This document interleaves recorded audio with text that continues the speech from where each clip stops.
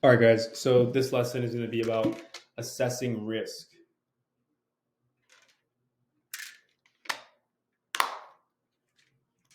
So basically, anytime you get into a project, you have to do some fundamental analysis, some basic research questions you got to ask yourself, right? Stuff like, what's the value proposition? What does this crypto actually do? What's in the technology? What makes it different than Ethereum or Solana or Polygon?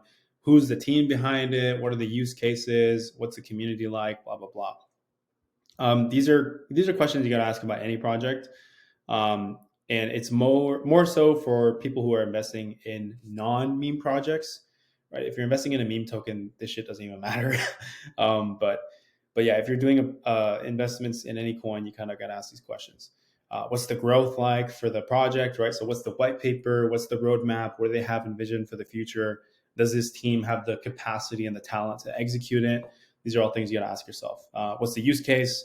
Is it just for crypto, or are they going to partner with Walmart on logistics? Do they plan to partner with a farm on like renewable energy and tokenization?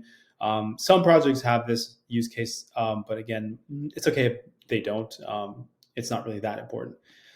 This would I would say is probably the most important. Like, what is the ease of use for beginners? So how easy is it to bring new users to this project, to this blockchain? Do they need to understand how a bridge works?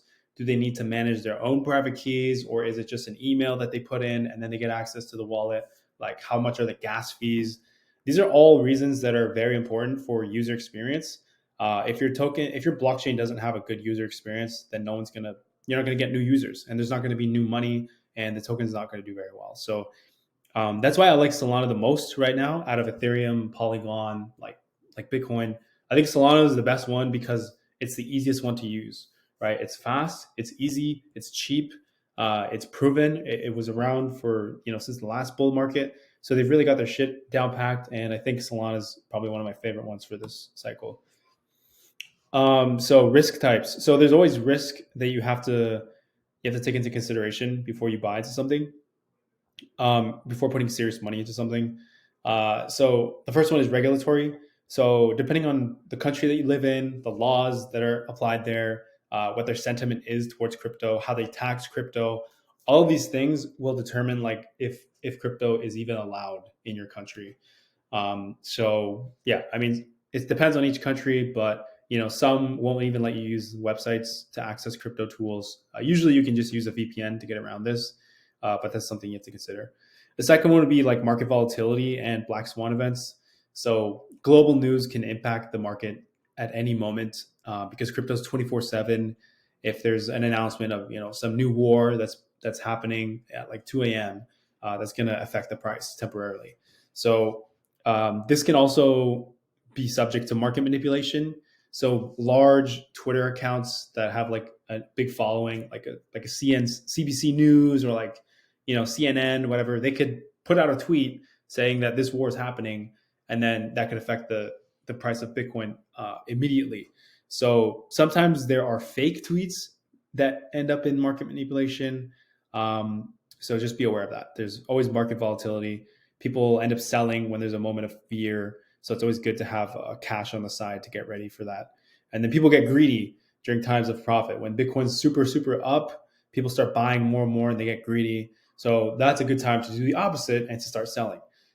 Typically, you don't want to listen to crypto Twitter. This is what I found. So the best thing I've done is journaling and taking track of my own mental health and my own psychology.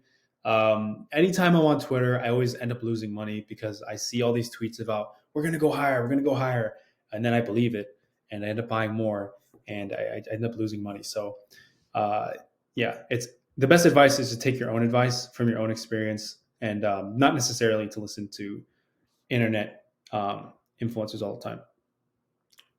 And then finally, the one that's most in your control would be security risk. So this is learning how to manage your private keys, identifying scams, identifying red flags. And this was the first lesson I made in the school program. But just never give out your private keys. That's the number one thing. Don't give out private keys. Don't give anyone money, and you will avoid 99% of the scams out there. So yeah. And if you don't know how to identify scams, you should really go watch the first lesson because I go in depth into it. Some other risk factors that have happened in the past would be stablecoin depegging. So this is a little more advanced. It's basically during the Terra Luna crash, the token plummeted from $119 of a high all the way down to like 50 cents within the span of 48 hours. That was a really big black swan event, and it was because of the UST stablecoin that they had.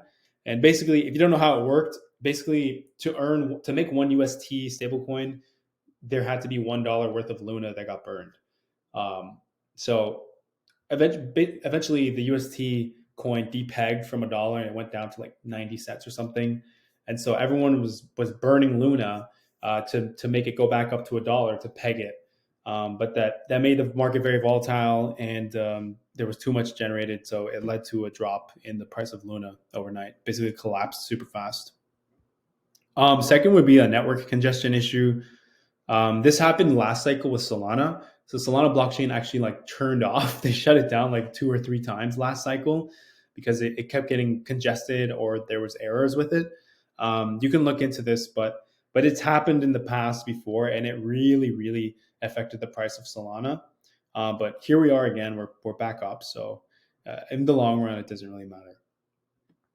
Same thing with Ethereum. There was a point where there was a lot of congestion, a lot of traffic on Ethereum, and it made transactions like $300, $400 per transaction to do a simple swap. That's not as relevant anymore because we have a bunch of L2s like Base and Arbitrum and whatnot.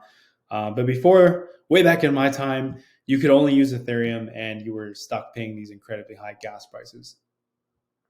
Another one would be just hackers and exploits. So smart contracts are, if you don't know what that is, it's basically like a self-executing contract. It's a self-executing piece of code. And anytime there's a vulnerability or if it was poorly written, someone can exploit that.